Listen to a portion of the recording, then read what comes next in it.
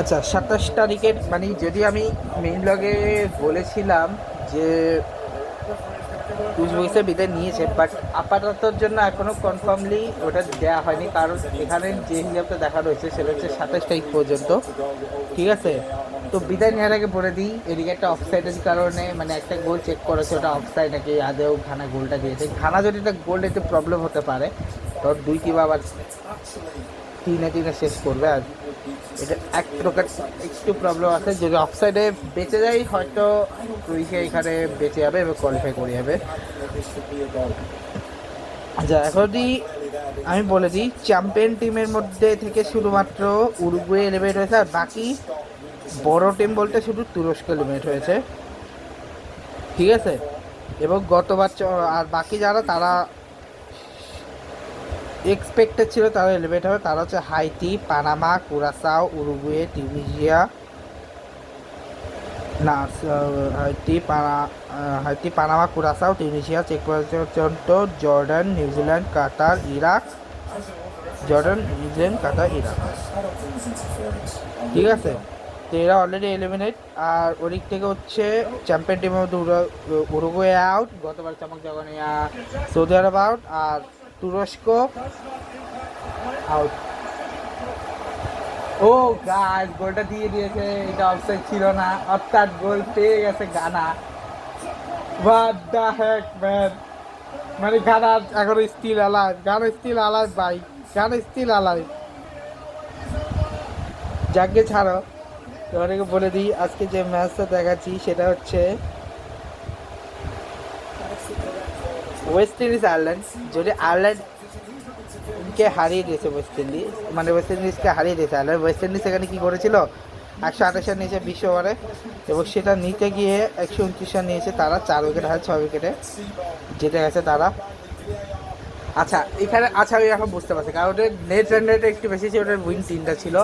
ওরা কোয়ালিফাই হওয়ার পিছনে মূল রিজন ছিল ইংল্যান্ডের কোয়ালিফাই হওয়াটা। অর্থাৎ ইংল্যান্ড যখন কোয়ালিফাই হয়ে যায়, ইংল্যান্ড যখন লাস্ট ম্যাচে নিউজিল্যান্ডকে হারিয়ে দেয়, শ্রীলঙ্কার পুরো কোয়ালিফিকেশন নির্ভর করেছিল, শ্রীলঙ্কা এবং নিউজিল্যান্ড দুটোই কোয়ালিফিকেশন নির্ভর করেছিল, দুটোই কোয়ালিফাই করতে চান্স ছিল, বাট সেটাকে আর নিতে পারেনি। কিন্তু এখানে আয়ারল্যান্ড, আচ্ছা আয়ারল্যান্ড ওদের জন্য সোজা করে দিয়েছিল, কিন্তু সেটা ইংল্যান্ড কোটিং করে দেয় নিউজিল্যান্ডকে হারিয়ে দিয়ে। আচ্ছা এবার বলে দিই ব্যাটিং হিসেবে বসে কী করছে। কোয়েনা জোসেফ যে 6 বলে 8 রান করেছে 133 টেস্ট ক্রিকেটে। হার্লি ব্যাটে যে 25 বলে 22 রান করেছে 88 টেস্ট ক্রিকেটে। শামিন ক্যাম্বেলা 4 বলে 4 টেস্ট ক্রিকেটে।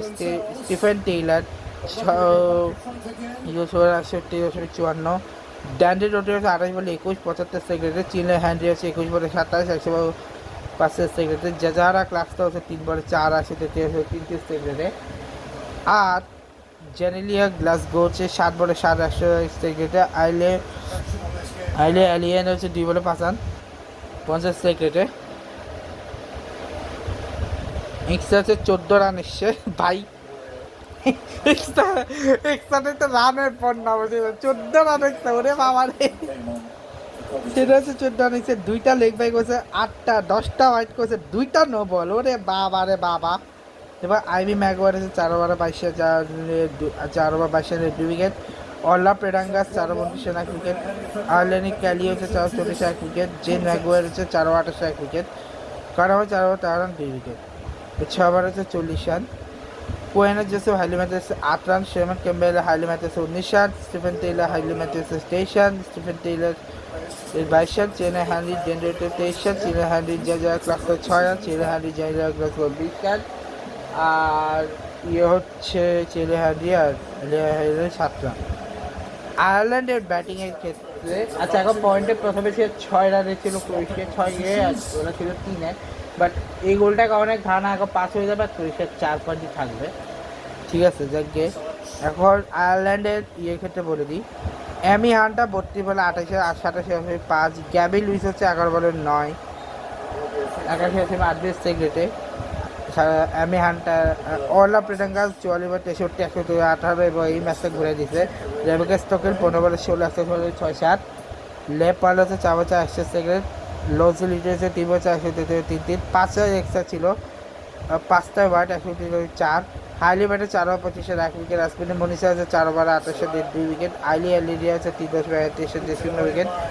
জোসেফ 3 ওভার 24 1 উইকেট পারি। আফিফ ফ্লেচার 4 ওভার 20 1 উইকেট, 6 ওভারে 37 রান। যেখানে আমি হান্টার গ্যাবি লুইসের 26 রান, আমি হান্টার অল্লা প্রেরাঙ্গাসের 62 রান, রেবেকা স্টকের অল্লা প্রেরাঙ্গাসের হচ্ছে 20 রান, রেবেকা স্টকের লেপালে 9 রান, রেবেকা স্টকের লুইজা টেলের হচ্ছে 12 রান।